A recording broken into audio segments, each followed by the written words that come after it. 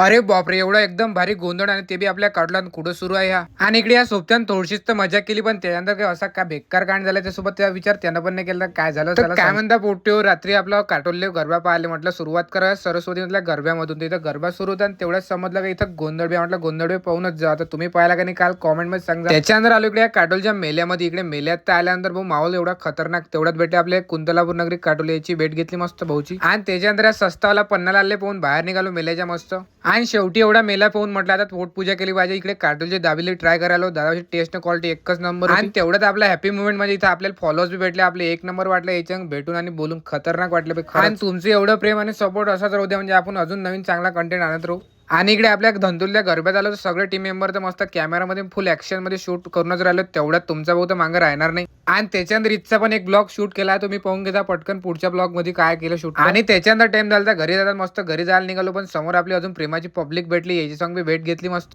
आणि रात्री आपल्याला धतुऱ्या भेटला. ह्या काय आपला गेम घ्यायला पण याचाच एवढा गेम घेतला शेवटी म्हणे भाऊ आपला तुम्हालाच फॉलो करतो. म्हटलं करून टाक पटकन फॉलो. आणि रात्री स्पेशल आम्हाला खात होतो पान. इकडे पान लाव म्हटलं भाऊ एक नंबर 10 तेवढ्यात व्हिडिओ मध्ये घेऊन ते 10 आले पटकन. आता पान लावला आता आम्ही पान घेऊन खाऊन घेतो. तुम्ही करा असं पटकन फॉलो तेवढ्या स्पीडनं.